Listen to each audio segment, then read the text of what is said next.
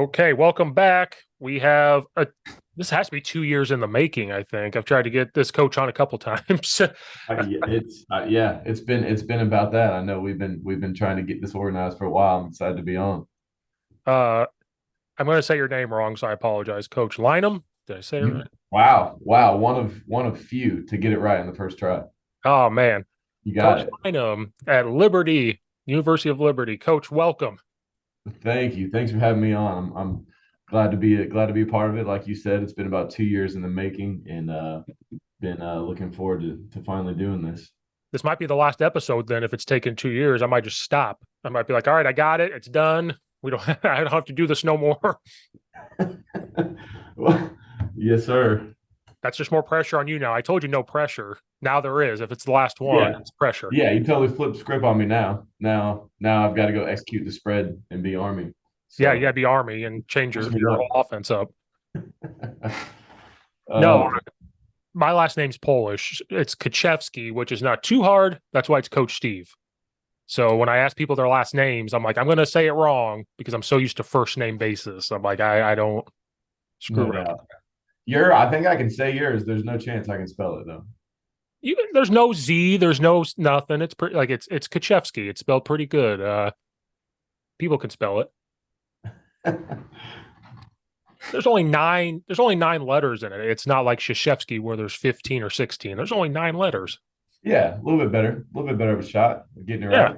Yeah, yeah. Um, but but coach, before we get into any type of rabbit holes, we're gonna be professional for a second. Okay. How did you end up at Liberty? Like, what's the coaching career path?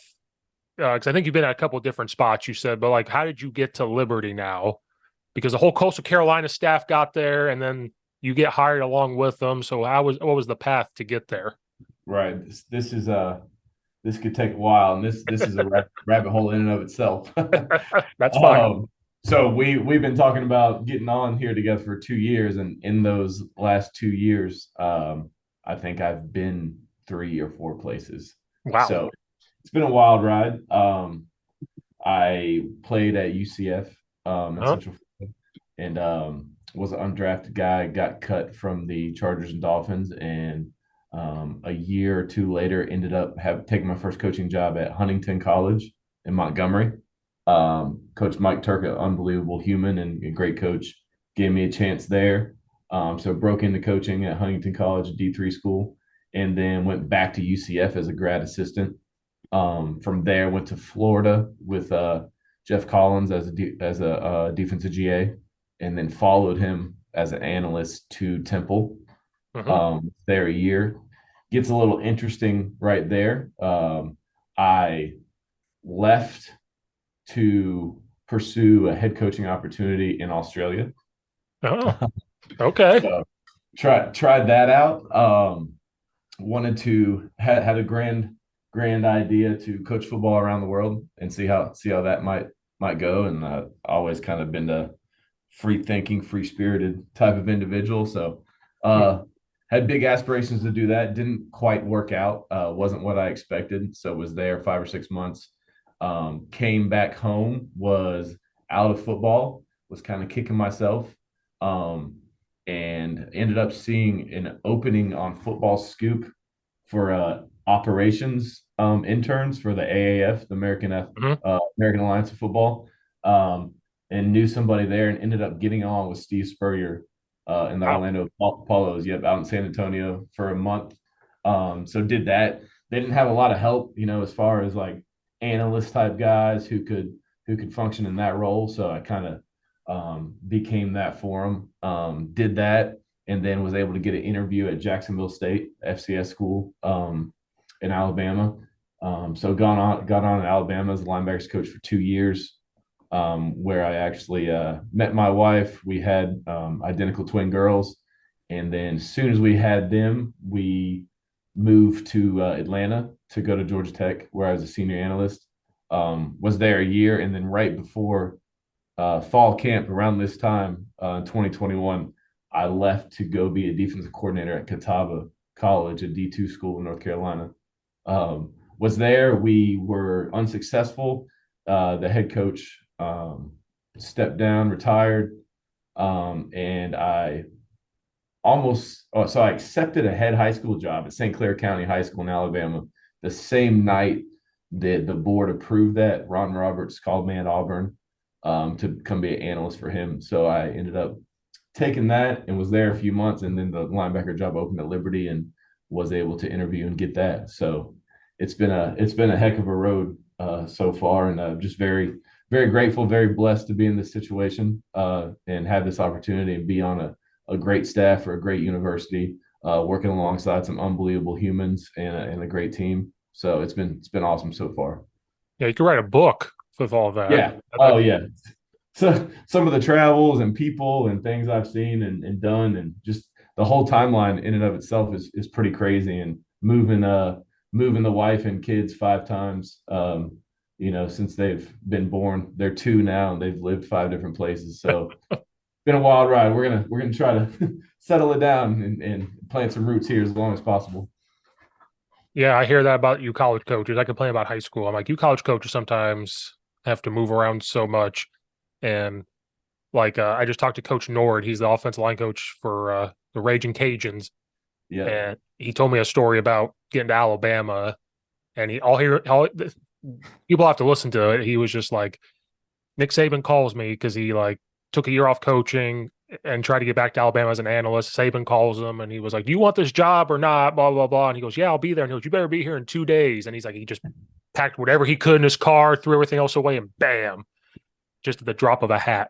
Exactly. Yeah. Something is chemically not right with us in our brains. We've got some issues, and I don't know how our wives and significant others put up with it, but somebody's got to do it, right? Yeah, I joke around. I've coached at like 7 high schools, and people are like, "Damn, Steve, you coach at 7 high schools?" And I'm like, Yeah. "Yeah, you just got to." Yeah, yeah. Part of it, the nature of the beast, but hopefully you can get on somewhere. I've been coaching. This will be my 10th year. You spend your whole career trying to get on at a place like this, working for a head coach like Coach Chadwell and Mhm. being around people like this. So I'm just very grateful to have the opportunity and just got to take full advantage of it. Um, what I think I know because I've talked to people. What goes into like an analyst role? Because you said that's kind of how you get into coaching. Like, so what goes along with that? Because we just talked about Coach Leonard got that at Illinois, and so Right. Coach Bielema had to explain to them like he's not on the field. He's going to do a bunch of things in the office. Then Yeah. he's going to go home. He gets to go home on the weekends. He's like, just go. You don't have to do anything else. Right. Um, Yeah. So that's the crazy part about it. It varies so drastically from situation to situation. Like the role could be described and be totally different for each person. It's on a case by case basis. You could be a senior analyst like he is, where you maybe do some forward scouting, uh-huh. um, for the defensive coordinator for the upcoming opponent, and you break them down and you give them, your thoughts and ideas, what you would do. There's an analyst who functions a lot like a GA. He does a lot of the Visio drawings and the grunt work and all the behind the scenes presentations and things like that. So it could be a guy who is an older guy who is just there to provide his expertise and wisdom because he's coached a lot of years. So it really varies case by case and school by school, and just whatever they need you in and whatever your kind of strong suit is and forte is, you fill that role for them. Okay. Because I was telling a coach that, and they're like, "Well, that kind of stinks. You can't really coach and be on the field." And I'm like, "Yeah." Right. But the more I talk to the guys, they're like, "Yeah, but we appreciate it then when we go on the field, and you know, Yes. our film watching has gotten better. This part of our life has gotten better. Like going into coaching." And I was like, "Yeah, but again, if that's what they want to do, they're going to do it." And and I said, "Think about it. You're getting paid, not a lot, but you're getting paid to do that part." And I was like, "If I was younger and I Yeah. knew that, I might have done that." You know, Right. I'm too Yeah. old now, but back then I might have. Yeah, no, there's a lot of positives you can take from it, and it definitely is a growing experience. You actually, if you look at it in the right perspective and detach yourself and are able to observe, Mhm. and take it all in and see, what the things are that full-time position coaches are doing that you would do differently, or things that you take from them. you're able to just detach and observe, and it kind of helps you mold your style and how you're going to do it when you get back, on the field and having your own room. So it's good. It's good. It offers a lot of perspective. You have to grow in different areas where it might be out of your comfort zone. So I always like to think it may not be ideal, but if you're always learning, you're always growing. It's going to Mhm. benefit you in the end. That's what everybody told me. And then, but the other part of it is I talk to college coaches because some they're losing GAs left and right or analysts left and right, and it's either because they're moving up or they're just done. And I'm like, so you guys having a hard time finding coaches? Like, it's getting harder. Like, it is getting harder to find positions for that. And even high school, like last year, we lost 4 coaches and we didn't hire them within 7 months. Like, it took forever. Wow. Like, Wow. there's no high school coaches. Like, I had people calling me, you guys have anybody that wants to like get a stipend and go coach? And we're like, we're trying to find those people. So, and Yep. and then like Texas had thousands of coaching jobs open when the school year started last year. Like there isn't. Yep. And Yep. people are telling me that they're like, yeah, especially in college because they don't want to live the GA Yeah. life. And Right. Right. Guys don't. Yeah. And that's something I haven't really thought about till you brought it up. But there's that. I guess generationally, guys don't want to sacrifice that much for that long with the unknown of them maybe not being able to ever quote unquote make it or not, but then also the gap or the rift between entry level jobs and the jobs that everybody wants making all the money. Like there's yeah, such a huge gap between entering in the profession and trying to struggle and survive. There's so much more of that than there is the high paying jobs, uh, and that is no, that does make a lot of sense the way you put it. yeah. I this podcast I've done since it was February of 2020, then COVID hit. So I think I started COVID is what I tell people. Like I started this and COVID hit. I take the blame. But the more I talk to college coaches, they're like, yeah, we haven't seen the money pay off because all you see in the media is the big time money makers, where that's not the average. The average is like a normal person, but the Mm-hmm. sacrifices you guys had to make to get there, like Coach Henning, he's at Minnesota State, he's offensive line coach. He's all over Twitter. I've talked to him and he told me a story. He was a police officer. He did not coach. He was a police officer, realized he wanted to coach, sold his house, sold all of his stuff, drove to Minnesota State and said, I want to be a GA. And he had to live off that money of his house. And uh and I'm like, Pete, I would never think to do that. And he's like, no. He goes, again, like you said, we have a few screws missing to be a coach. And he's like, but now he's like, I'm not making big buku money. He goes, I have enough money to survive and for his family. And he goes, and I love it. He goes, if I can pay bills, save money, I'm good. Like whatever. And he loves where he's at. But like again, I'm about to be 33. I would never go do that now. Like you're Right. too old for that, or like teachers.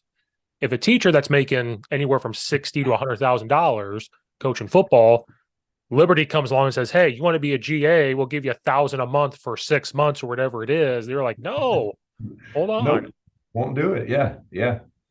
No, And it's hard. I've been in position to be able to recommend GAs for Division 1, GA jobs, and they're high school coaches, and without batting an eye, they say no. Like Mhm. I'm good where I'm at. I love what I'm doing. I like my work life balance, my quality of life, and I'm making decent money. Like it's a huge sacrifice that takes. I mean, it takes a giant leap of faith, and still, like, I mean, you could be the smartest, best, well-rounded coach in America, and that doesn't always lead to you making tons of money in the profession. So it's a gamble. It's a high risk, but also you know being able to see it through, and stay the course, and fight through some of those obstacles and ups and downs. Like when it does pay off and you do hit one, like it does make it all worth it. Yeah, you appreciate it a little more. Like you were saying, you were blessed to be where you're at because you're a linebackers coach now. You have your own little like Yep. you have your room. You're in charge, and you're doing this, and now you can take everything you learned and grind it out. And I hate that word grind it out, but like that's just what it Yeah. is. Right. Now you appreciate it a little more.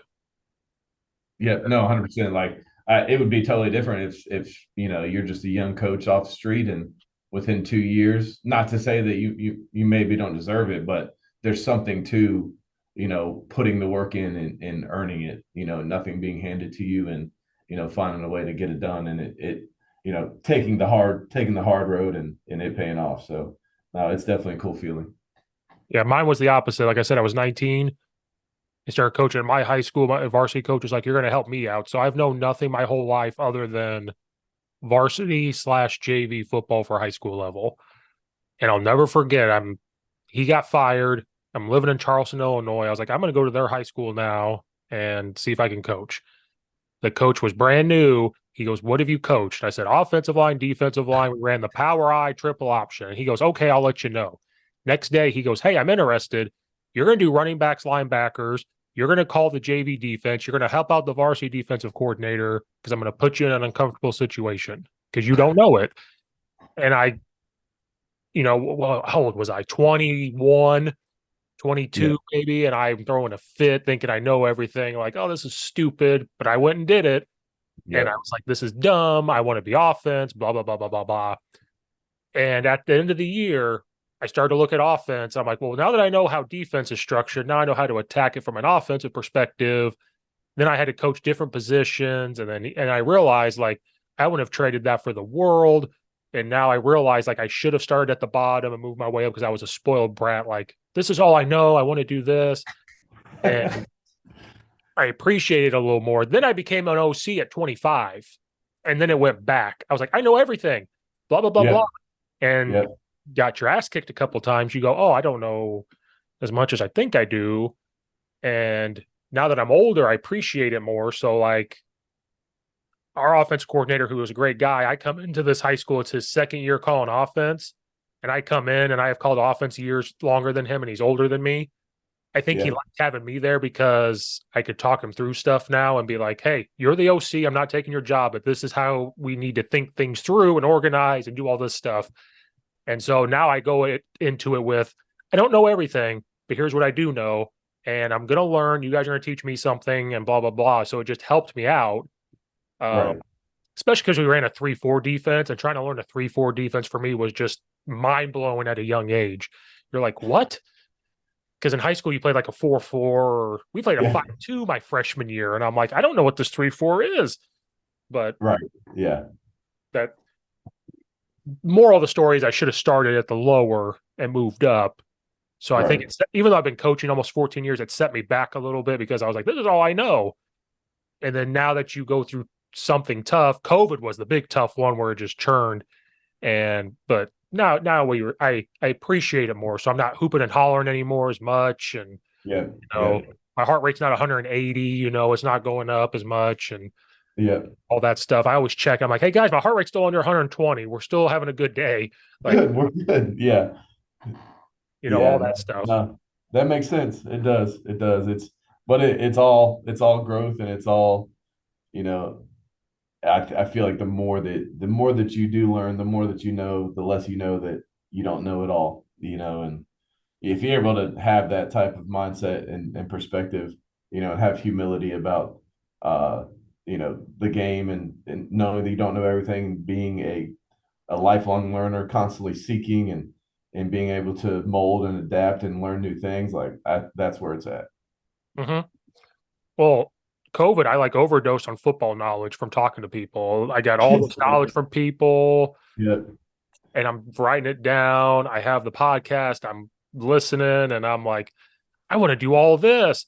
And then it got to a point where I couldn't talk football for a while. I was like, guys, this is too much. I've said too much. I've learned too much. I have to throw this. I have a big bin of football stuff. I'm like, take this notebook and throw it in there. It's like my toolbox. I just throw it in there. And then if I need it, I can go back and get it. Like, coming into this year, we may have to be a pistol team because of our quarterback situation. And so what happened? Well, Steve, you got pistol stuff? I was like, yep. Went into that box and grabbed it because I'm the run game coordinator. I was like, here we go. I got it for you. Don't worry.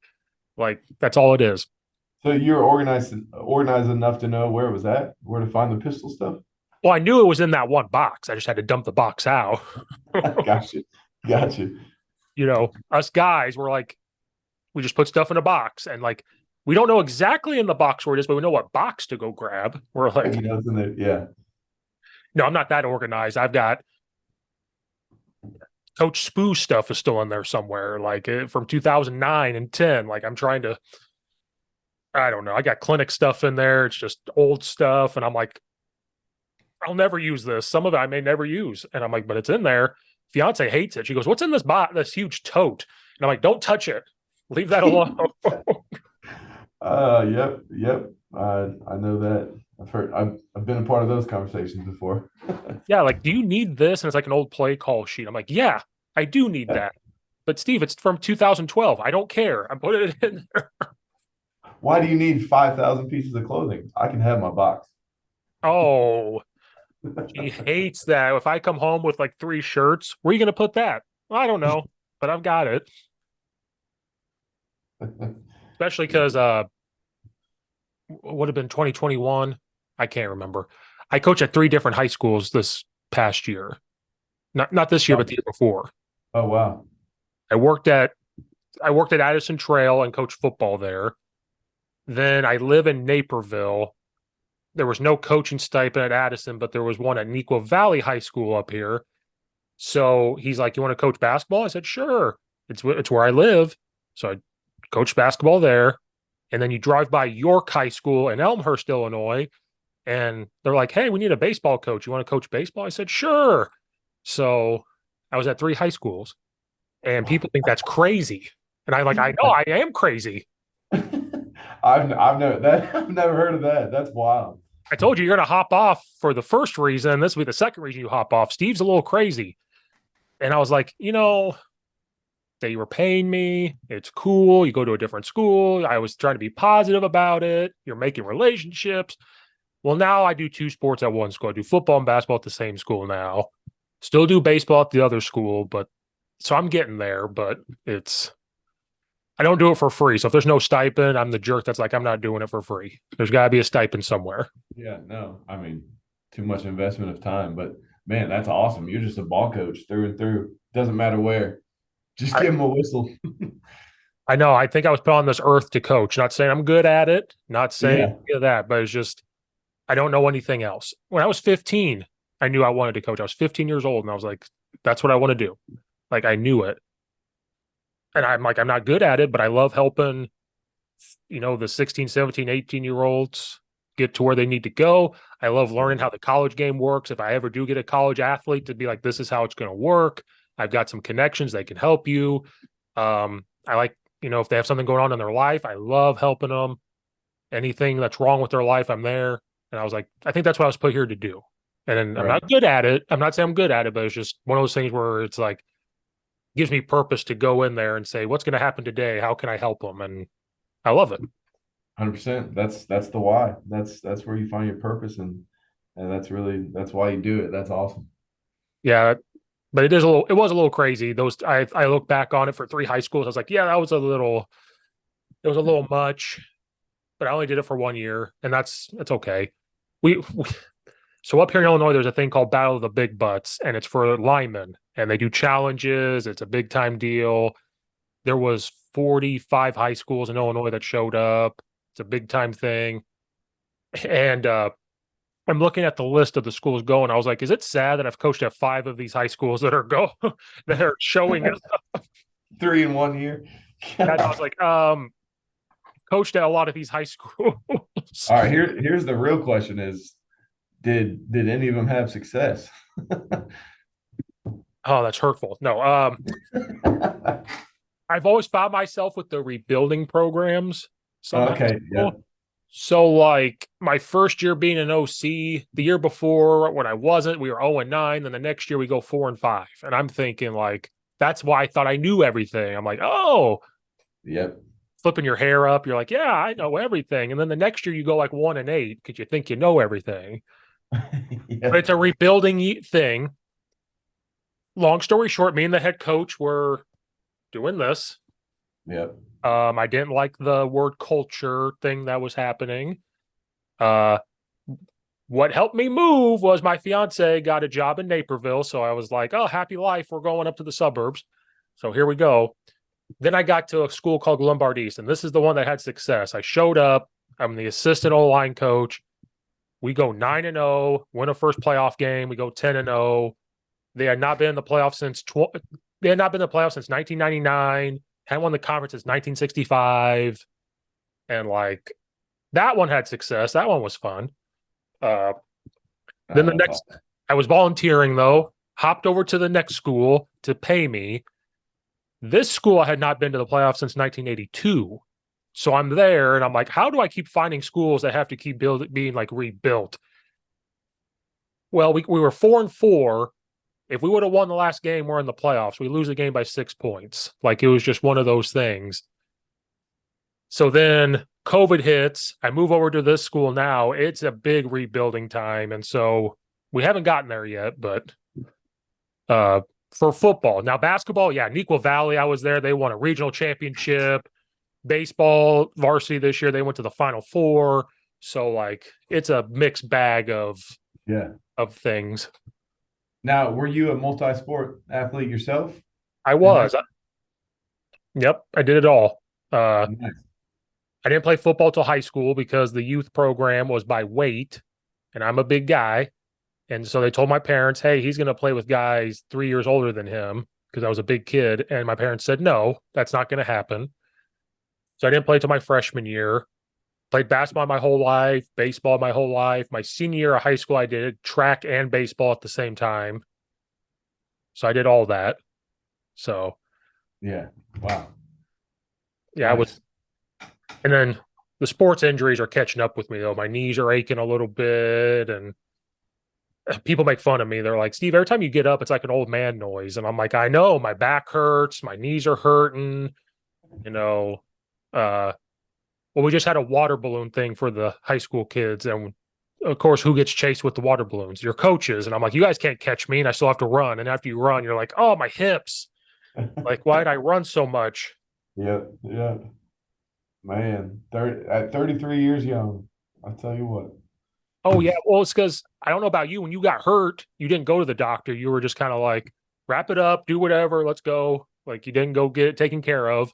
So now I Yeah. think there's fluid built up in my knee. I should have gotten out, and my knee sticks to the left a little bit, and you're just kind of like, my knee will buckle. I'll lose feeling, and it just buckles, and I'm like, oh, that sucks, and I just keep walking. Yep. Yep. Very true. Like chipped bone in the ankle in basketball. They said you have to be out for 6 weeks.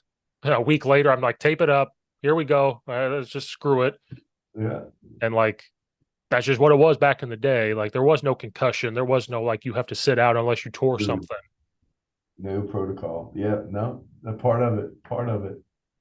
You know, I don't know if it was like that when you played, but it was like that when we played. Oh yeah. Absolutely.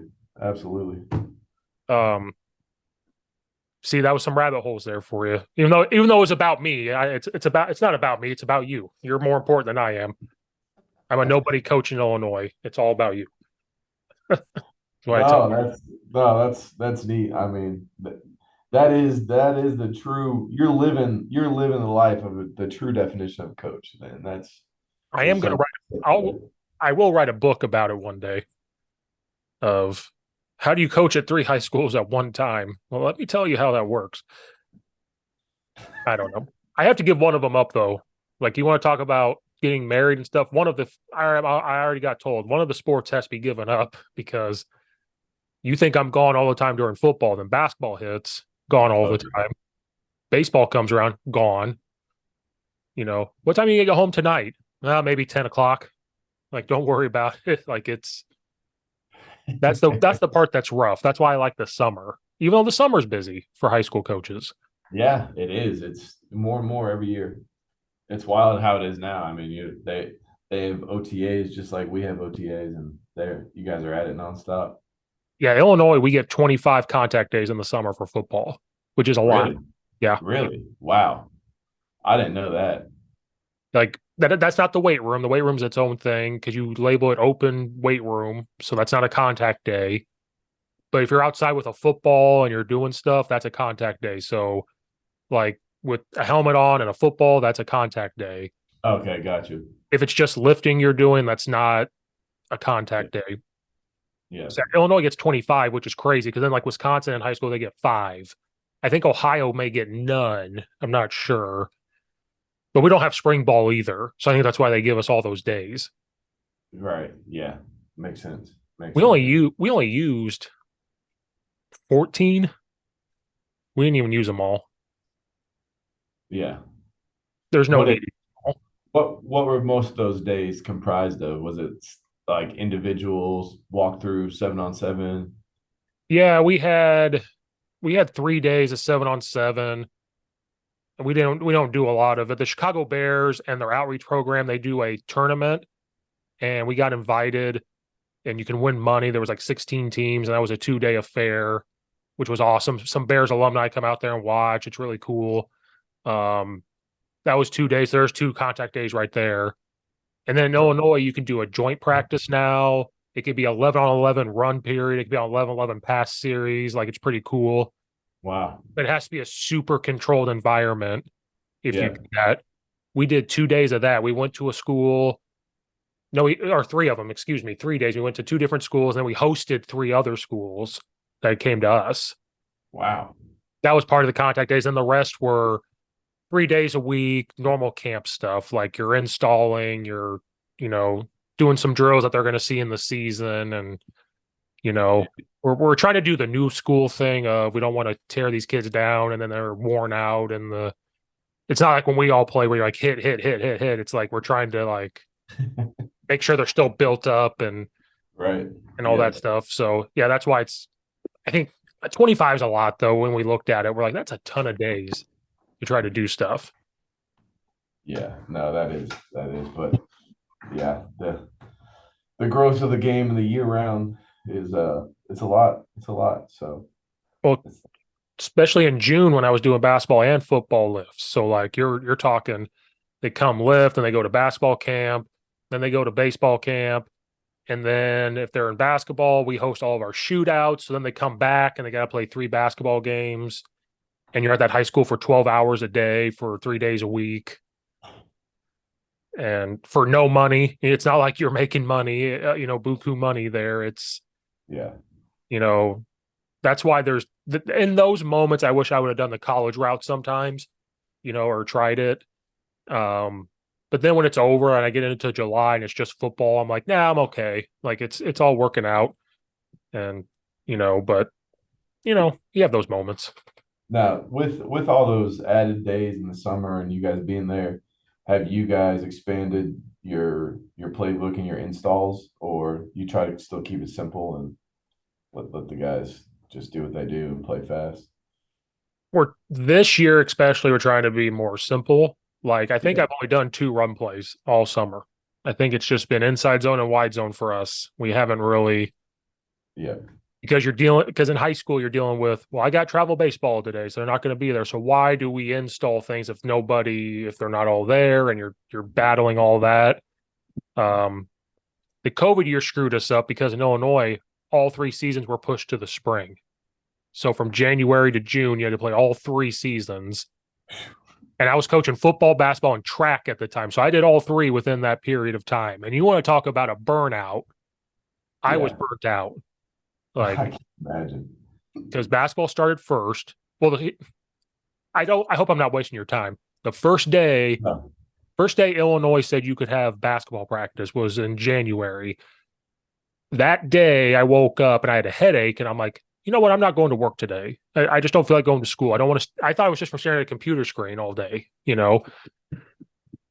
Girlfriend, well now fiance, she's a girlfriend. She wakes up and she goes, "Are you going to work today?" And I was like, "Nah, basketball starts later today. I have a headache. I'm just gonna stay home." And she was like, "This isn't good because I don't miss work." She's like, "You don't ever miss. Let's go get tested." So we got tested. We didn't think we had it. We got Dunkin' Donuts. We're like, whatever. Hour later, you test positive for COVID. So I was that close to like going to practice, and I would have shut the whole thing down because I had it. Oh, wow. I had Yeah. COVID on the Super Bowl. Like the Super Bowl was going on, and I had COVID, and I'm like, this sucks. You couldn't taste wing. I could taste nothing for a month, and I'm like, this Oh no, not sucks. on Super Bowl Sunday. Dang. The wings you couldn't taste. Uh, Oh, I didn't have a taste or smell for that whole month, and it was bad yeah. because I I think I had it 2 or 3 times, and Oh yeah, I've had it twice. we had the deal at Jacksonville State, and I think they did like a Sports Illustrated article on it. But we played we played 4 games in the fall, and then a complete season in the spring, Hmm. and then into the playoffs. I I mean, remember it that. was wild. Yeah, I remember that because even for us, like in Illinois, we played football in March through April for 6 games. Then June hit and they said go back to normal. So then it's like you're trying to do basketball and football, and then you play football season like kind of what you guys did. Then you play a whole other football season in August. Yeah, right, right. Looking back, and I'm not political at all because I'm not smart enough. Yeah. I'm like, how stupid was that? Looking back at it, you're like, this is dumb. This is so stupid. And we were all burnt out. The kids were burnt out. I was burnt out. But to go back to your question, that year we were simple for COVID. Then when we got into 2021, we felt like we had to scheme and put all this stuff in just because you had all that extra, because it just felt like the season kept going. So you're like, oh, they should know this already because we did in the spring. We're going to keep expanding. And it got to like 6 run plays and all these pass plays. And then we kind of realized we were like, oh, we can't do that no more. And Yeah. so with the days we used, because we're only going to use 14, we made it real simple. We were like, we're not going to put everything in. We don't know if we can put everything in. We got to change. We're going to be a run heavy team now. We're going to be pistol a little bit. And so it's just, we have to be stupid simple, which is who I am. I'm stupid and I'm simple. So it works out. I bet you execute though. That's all that matters. I hope we're going to try. Like I said, we're trying to rebuild the program. Right. It's depending on what school you're at, it's hard. Some football numbers go down, especially with when COVID happened. They were like, "Oh, I can go to work or this or that," and then the parents saw it and they're like, "Oh yeah, my kid can go to work and it saves us money." And so it just kind of, we're our sophomore class is big, which is nice. So hopefully it comes back. We're this senior class was for freshmen when COVID happened, which is crazy to think about. Wow. Already. Yeah. God. Yeah. Um, and they're great kids. Like I have all my linemen coming back. They're all seniors. So like that part's good, but we think after this year you'll start to see the numbers kind of go back up because everybody's getting away from the COVID stuff and working. And unless you are already a powerhouse program, you're dealing with this. Like talking to other schools that were not winning games, they're dealing with the same stuff we're dealing with. They're like, we're trying to get numbers up. Baseball is an issue, which nothing wrong with baseball. It's just the travel baseball is an issue for a lot of teams because in Illinois, that was the one thing you could play outside with no mask during COVID. So it became even bigger and, all that stuff. But yeah, Right. Right. that stuff happened. I'm glad I could educate you on Illinois and how it works because it's crazy. I can imagine. It was a different world. We need a football coach to run the states, is what I think. But that's just me. I think football coaches should run each state, especially Oh after all that. yeah. Get a lot more done. There'd be some efficiency, that's for sure. Toughness about it. Well, and you'd work together. That's the other Right. problem. Right. Um, I was going to ask you this question a long time ago when we started talking about me, and I didn't mean to do that. So how's recruiting going now for you guys? For you, like with name, image, and likeness, and with this transfer portal? Like, has it affected you when you got there, or like how is that kind of affecting recruiting? Looking at high school, because some coaches tell me they don't change. Like we still look at high school, like it doesn't change. Yep. Yep. We it's changed a little bit just from the fact that especially when you're a new staff, you inherit a new team, and the cause and effect of that, how if you have players from your team that are leaving and getting in the portal to go to a new team, well then you in that case you have to seek out the portal to go fill those spots of those experienced guys that just left. Right. So we dealt with that a little bit. Before I got here, 2 linebackers jumped in the portal when Coach Freeze left to go to Auburn. So that they had 35 games of experience between the two of them, or whatever that may be, and the room was young and inexperienced with those two guys taken out of the equation. Mhm. So now you have to go fill those spots, with experienced guys, guys that can step in and be able to play a role and play a lot early on. So, in that regard, that you tend to be appreciative of the portal, I Hmm. guess, if that's the case. Um, if that wasn't the case, then we'd probably be. You always want to be able to, at least for us in our philosophy, we want to be able to get back to recruiting primarily high school guys. That you can bring in the program early, develop them, help them to grow and understand what the culture is, and they become program guys that don't want to leave. Hmm. Because they're so bought into the brotherhood and the family, and they develop, as part of under your culture. Hmm. That's ideally how we'd like to do it, but there's always those times where there's a stopgap guy that you need, Hmm. where you feel like you need experience now, and a guy who can go out and produce and play for you this Right. year. So, it's there's some of both, and it definitely affects us and how we go about doing that. It's a case by case basis too, and a lot of times it just becomes like free agency, and then the NIL is going to affect you because your guys are a group of five guys, and they want to you know, go take advantage of the NIL and go to a, Power Five SEC school. So you're Right. going to lose those guys. So you need to go replace that, usually from the portal. So there's that trickle down effect as well. So it all kind of affects us, and it's kind of weird being in the middle of, you're not a FCS school, you're not a SEC school, so there's guys that are good enough to go play in the SEC to get pulled from your team. So, you're going to try to replace those guys as fast as you can.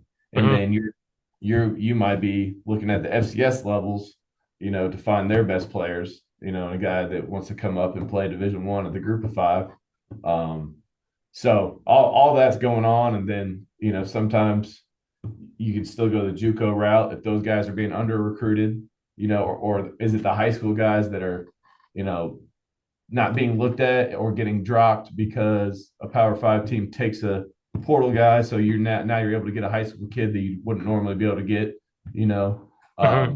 So all those dynamics are at play, and it's Hmm. constantly changing. You have to be able to adapt and think quickly, and manage the roster, and it becomes like NFL free agency, to some degree. So it's pretty wild. It's definitely a new age, and we're just learning as fast as we can and adapting to it. But yeah, it's different.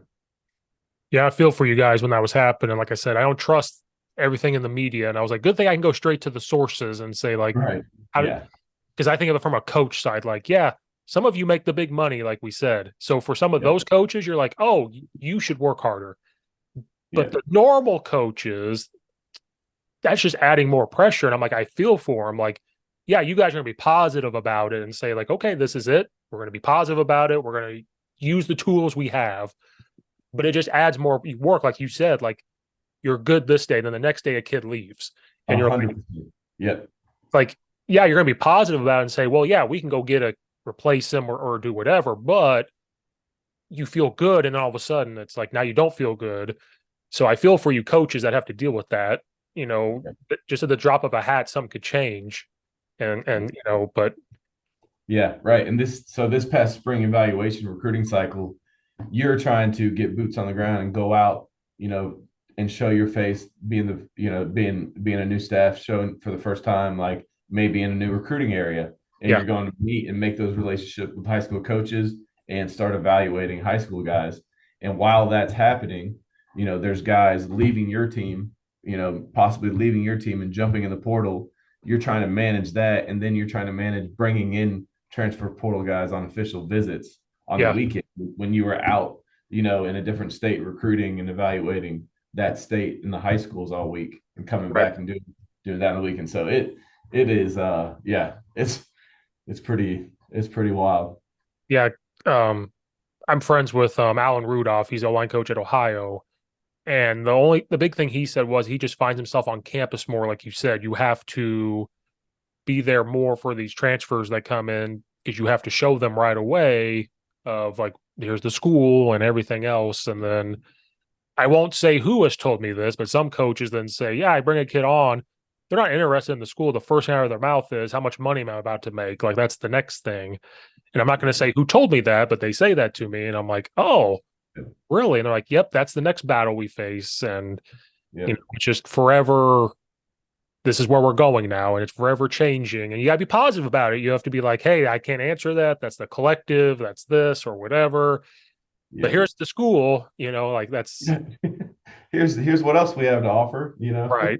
Yeah, yeah. So, and yeah, that will be interesting, as conferences continue to realign, and the bigger, Power Five schools with with more money, how that gap's gonna change, or are there going to be people being able to compete and keep up with them, or does that gap just widen and change? And there's only 10 schools that the guys really truly end up looking at because of how much money they're able to give.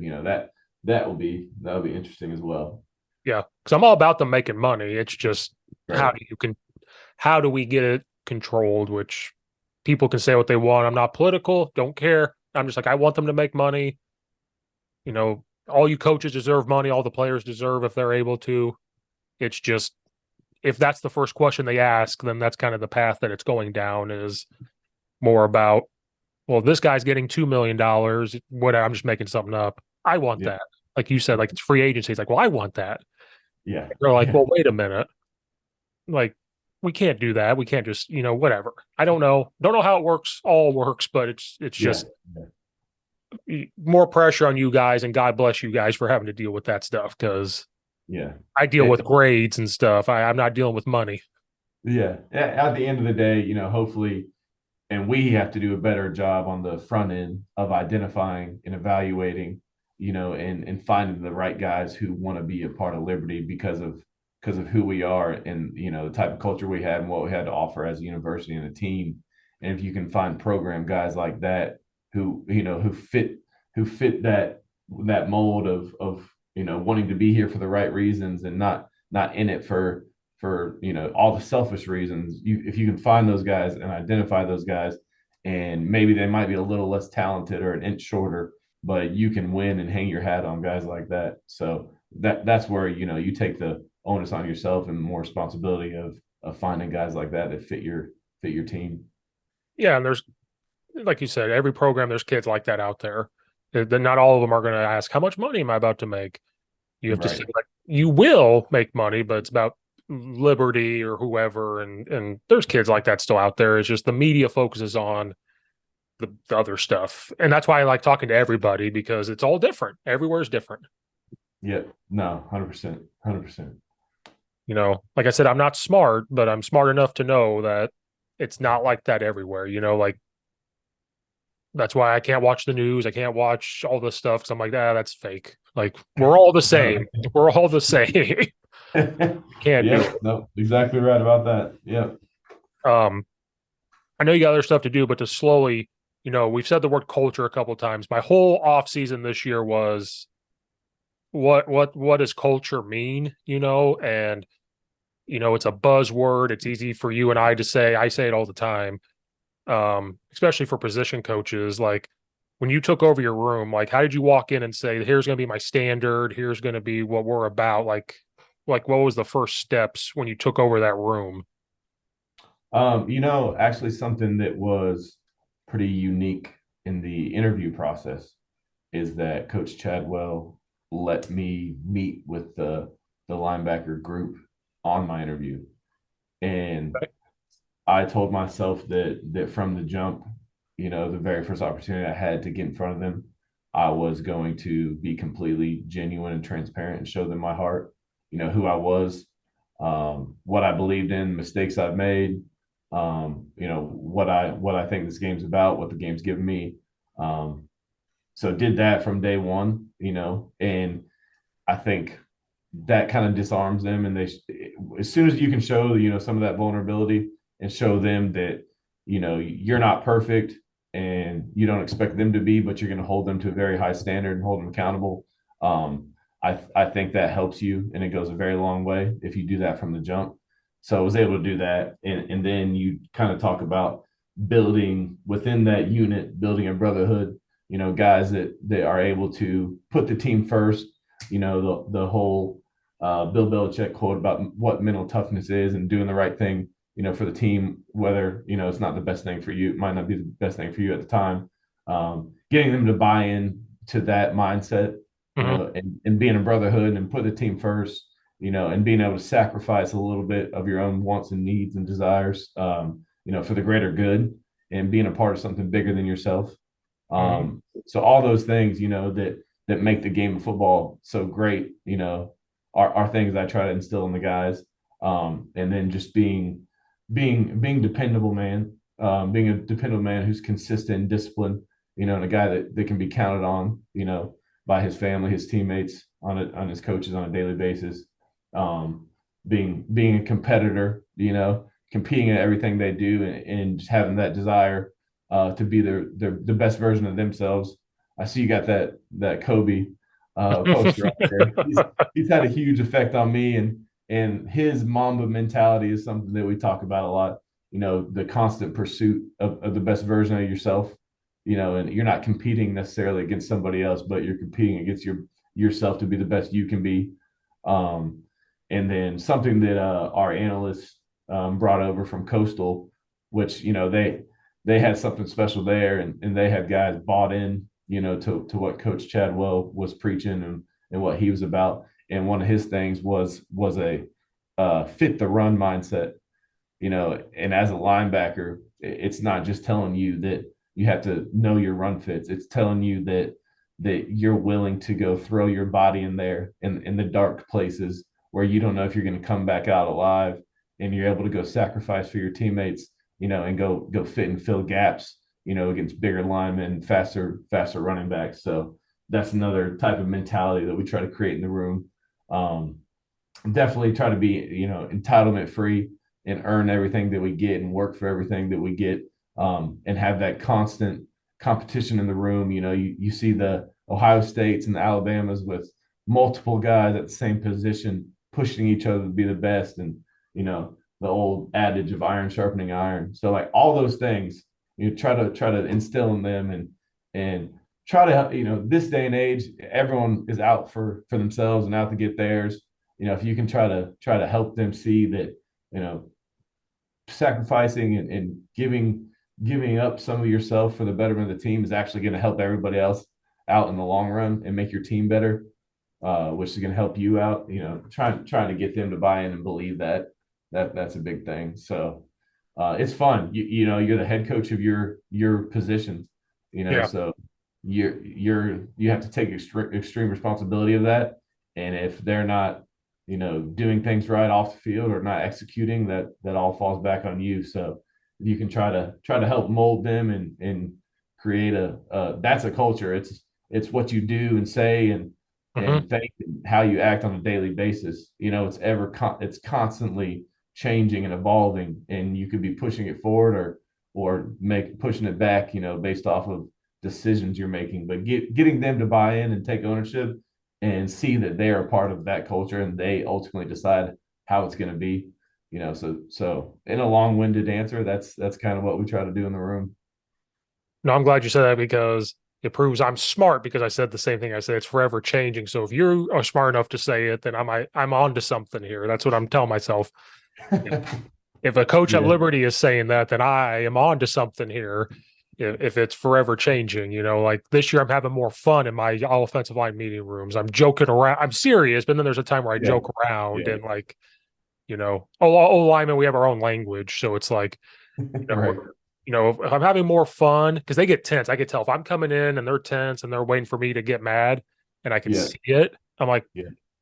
maybe I won't get mad at this. Maybe I'll joke about it. And then they get loosen up a little bit. And, it's Right. forever evolving. And every day it might change. You might walk in there and every day you got to tweak something or pull something out of your tool belt that kind of, you'll Yeah, have your standard, but then there's some things that the standard never changes. You can't, that's set.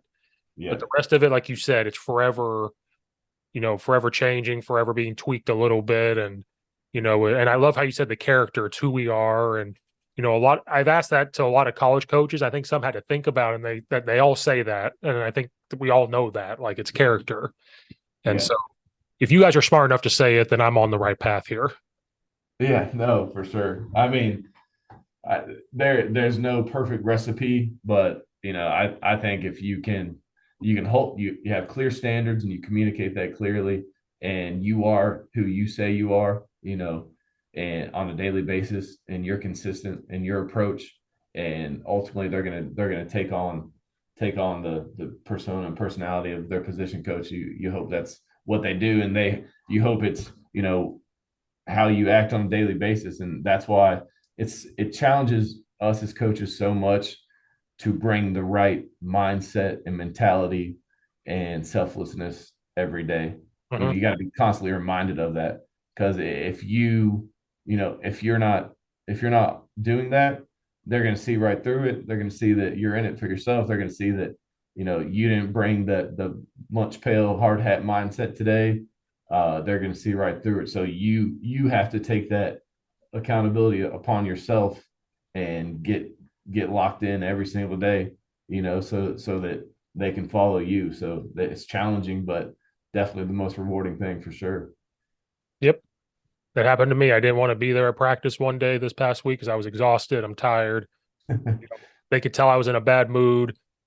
And then one of them actually joked with me, and then it just flipped it because the meeting room, they knew I joked with them. If they're in a bad mood, they saw I was in a bad mood. So one of them made a joke. And then I Yep. turned around and they thought I was going to get mad. And I go, I needed that today. And then it was right back on, so they could see right through it. But it's either they see right through it and they just don't respond. And they're like, whatever, he ain't ready to go. We're not going to practice hard. Or Yep. they try to get you back out of it, Yep. and because I'll admit to them when I'm wrong. I admit to them if I'm in a bad mood because I'm like, I'm gonna say the wrong things. I'm gonna do the wrong things. But if I say I'm wrong and I admit to it and we learn from it, then they start to learn from it as well. And I think they like hearing that because Yeah.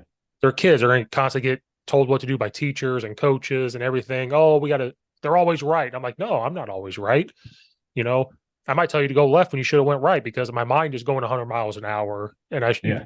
or whatever. And but it was just fun. It was fun. It was Monday. I was in a bad mood. Something happened, and whatever. They made a joke. I'm like, all right, I needed that. Thanks. And now we're back.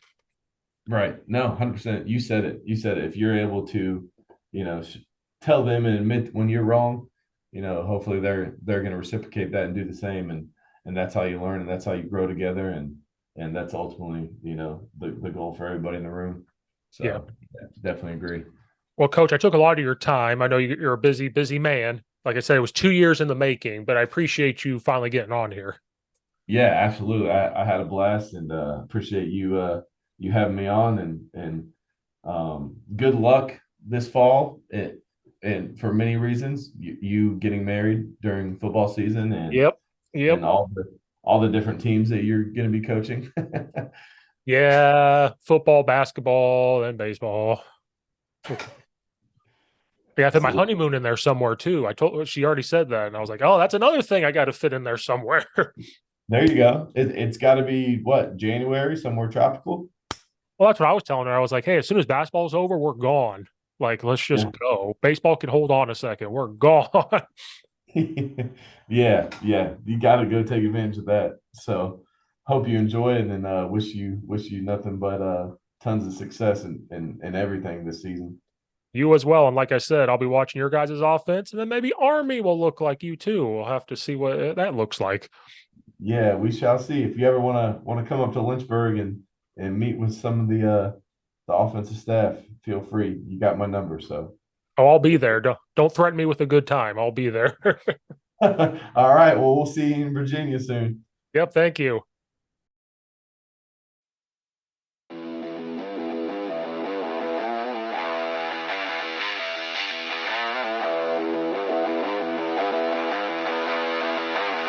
Thank you.